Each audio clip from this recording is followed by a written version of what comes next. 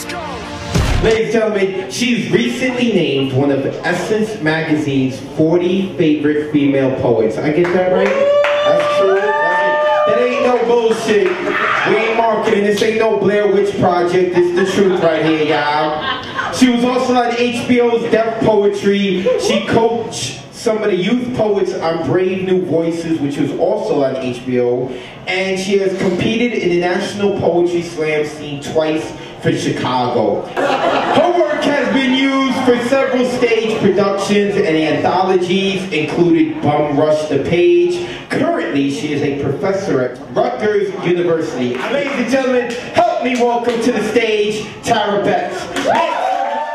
It's called Her Own. She taught me glamour and freedom were complicated.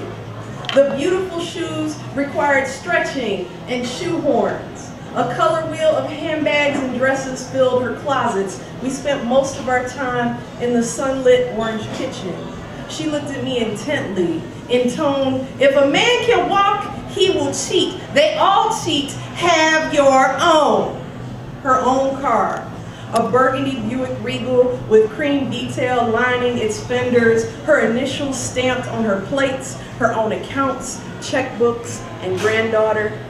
We watched Vanessa Williams take the crown together. A birthright denied so many women in kitchens, so she declared her Miss America. Her morning greeting insisted the crown would be mine, even as we pored over JCPenney catalogs and 17 magazines after shelling peas, shucking corn, and making platters for hungry folks at church on Sunday.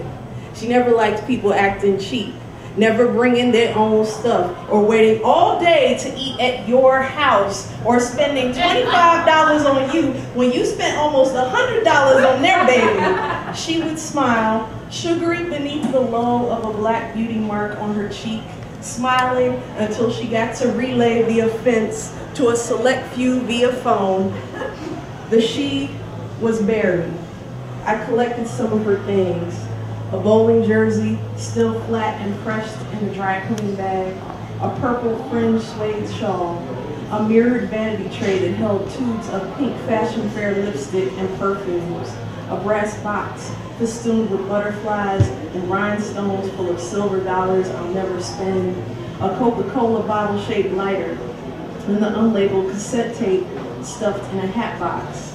After what was left, after the stroke, after a cataract clouded her left eye and patches of her hair turned gray, 3 months after she greeted the ground without breath, I pressed play, listened to falling cards on a table.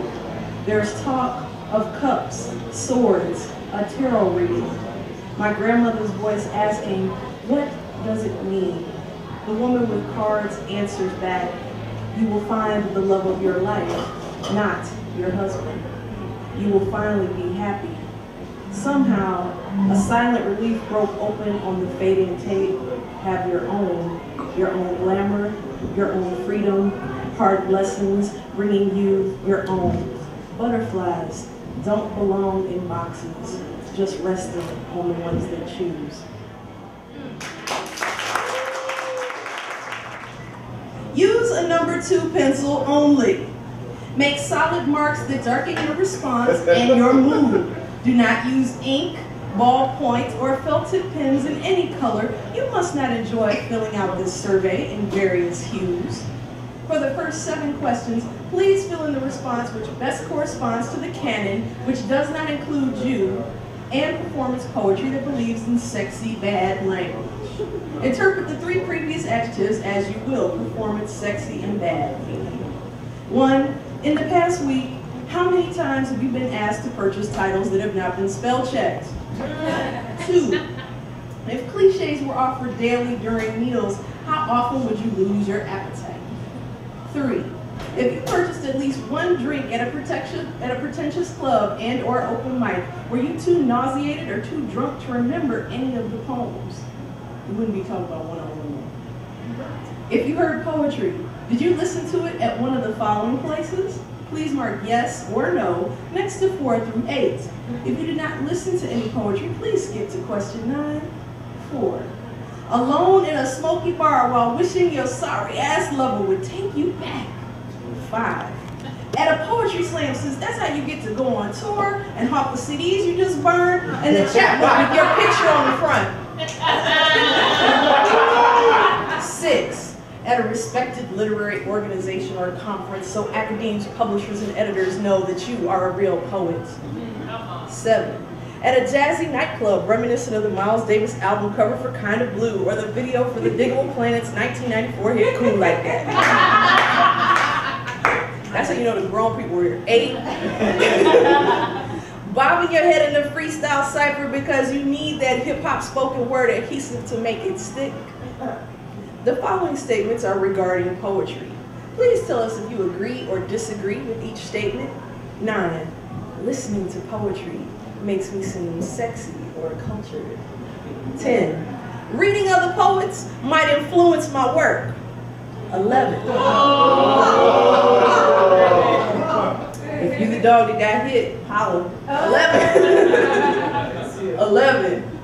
If you think there are poets of color that we professors need to read, then tell me, who should we read? 12. There are no women writing anything worth listening to. 13. Poems are supposed to rhyme, right? 14. Somehow, the postmodern paradigms have been transmogrified by these mongrelized attempts at formalist structures that avoid narrative constructs through nonlinear inventions that deconstruct our understanding of language. What? We are interested in your knowledge regarding poetry. Please respond true, false, or unsure to the following. 15. I have read at least 4 Pulitzer Prize winning poets. 16. The only 2 poets I know are Maya Angelou and Langston Hughes. 17. Poetry is low in agent-hungry fat. 18. Poetry may contain some pesticides and cliché residues. 19. Some poems suffer from overworkshopping.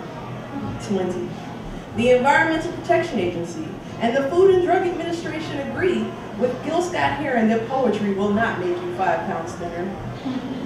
We would like to know your reasons for not buying poetry. Please indicate the answers that correspond most closely with your excuse. 21. I couldn't find the poetry section at the bookstore, much less the book. 22. I could read it on the internet. 23. I use my money to buy the latest urban classic, Pimp Hand Smack Them Hoes with Love. 24. You want me to read something? 25. I write it and I don't make enough money to buy a damn thing. Want to buy my book?